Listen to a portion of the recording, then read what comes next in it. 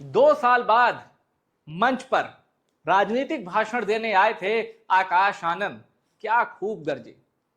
आकाश आनंद के भाषण की तारीफ क्यों हो रही है, यह भी मैं बताऊंगा। लेकिन सबसे पहले आप ये सुनिए कि जिस तरह राजनीतिक पार्टियां आरोप लगाती हैं बीएसपी पर कि बीजेपी की ये बी टीम है, आकाश आनंद ने सबसे बड़ा अटैक बीजेपी पर ही किया है। सुनिए।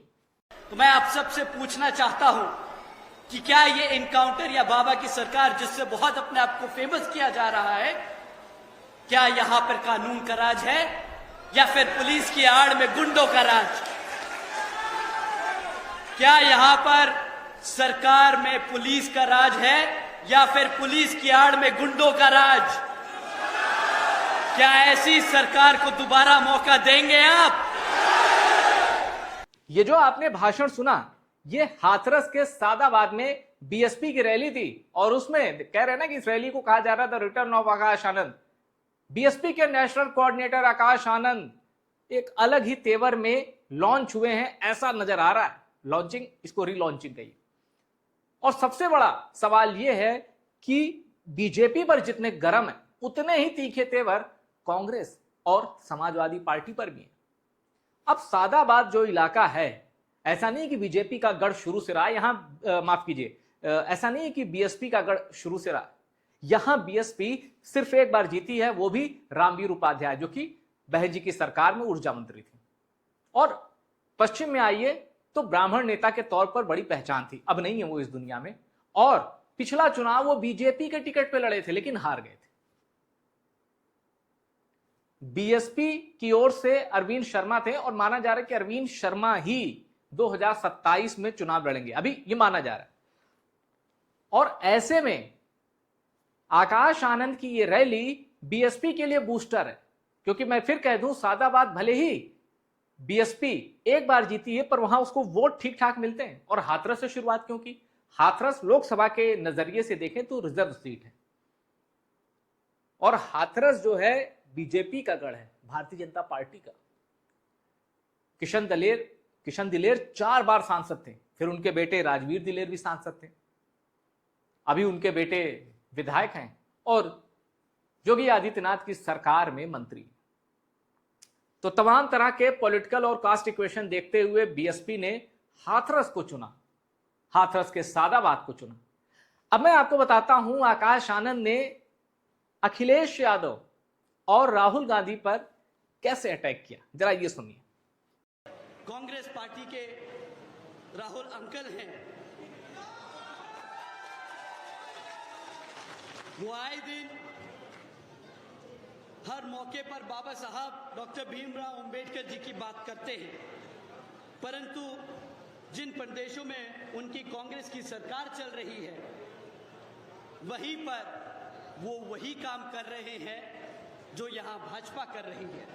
तो अगर गलती से भी अगर कांग्रेस को वोट पड़ गया तो ये वही हरकत करेंगे जो इन्होंने बाकी प्रदेशों में किया।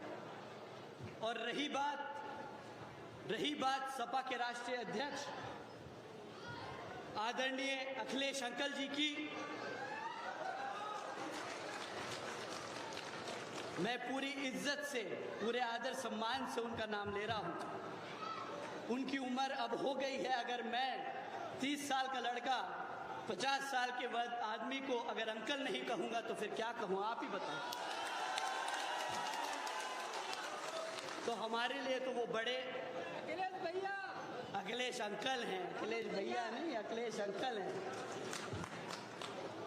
तो आदरणीय अखिलेश अंकल जी, तो उनका तो यही नहीं समझ आता कि वो अपनी पार्टी में पीडीए करते कह रहे हैं, परंतु कभी पीडीए का मतलब कुछ और हो जाता है और कभी कुछ और।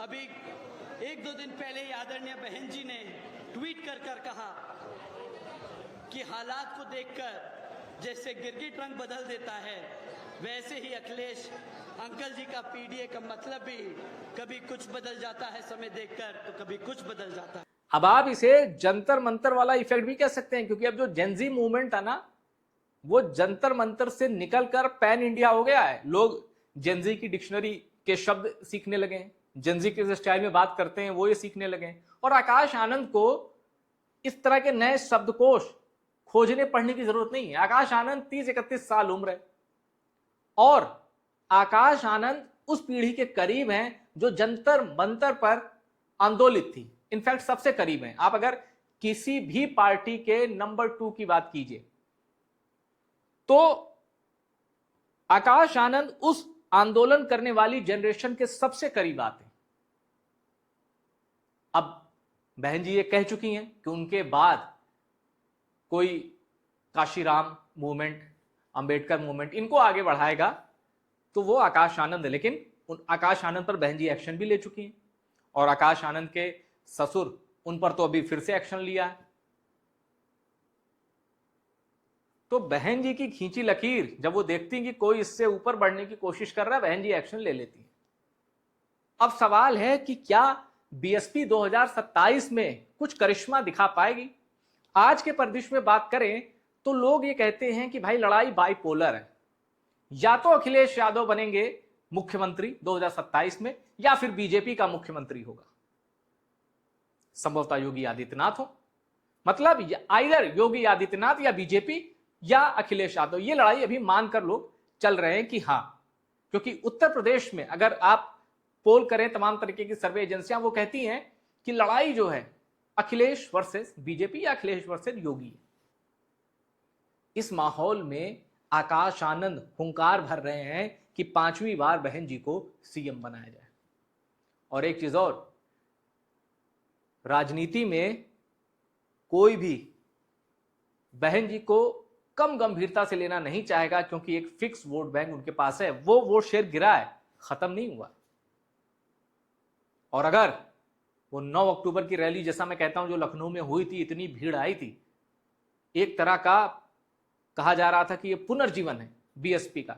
अगर उस पर कॉन्स्टेंटली काम किया गया, बहुत ज्यादा समय नहीं है, तो बीएसपी चौंका भी सकती है। अभी मुश्किल है, पर बीएसपी को हल्के में लेना राजनीतिक दलों की सबसे बड़ी गलती होगी, क्योंकि मैं फिर कह रहा हूं अभी भी बीएसपी ने पत्ते नहीं खोले हैं। अब कुछ दिलचस्प चीज जो आपके लिए जानना जरूरी है मैं आपको सुना चुका हूं। अब देखते हैं आकाश आनंद की उस रैली को मीडिया ने कैसे कवर किया है।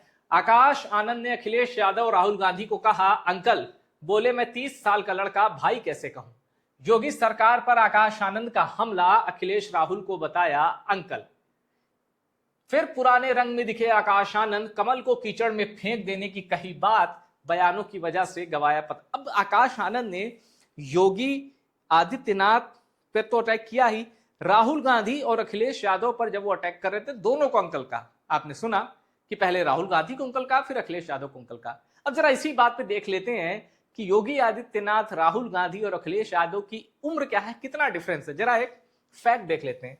तो राहुल गांधी 11 अगस्त 2026 तक, मैं जरा सबकी उम्र बता दूं, 11 अगस्त 2026 तक राहुल गांधी की उम्र है 56 साल, योगी आदित्यनाथ की उम्र है 54 साल और अखिलेश यादव की उम्र है 53 साल। यानी इन सब में सबसे यंग अखिलेश यादव हैं। और अगर संभवतः आकाश आनंद इसी ट्रैक पे चलें तो हो सकता है योगी आदित्यनाथ को संबोधित करते हुए भी वो अंकल शब्द का इस्तेमाल करें, क्योंकि अखिलेश यादव से योगी आदित्यनाथ बड़े हैं। तो राजनीति में अब जेनजी फ्लेवर इंसर्ट हो चुका है और आकाश आनंद ने जेनजी स्टाइल में अपनी इलेक्शन कैंपेन, बीएसपी की इलेक्शन कैंपेन लॉन्च कर दी है। बीएसपी के लिए लड़ाई बहुत मुश्किल है, पर जो भी राजनीतिक दल बीएसपी को हल्के में लेगा उसे पछताना पड़ सकता है। फिलहाल इस वीडियो में इतना ही। वीडियो पसंद आए शेयर करिएगा और टॉप सीक्रेट को सब्सक्राइब जरूर करिएगा।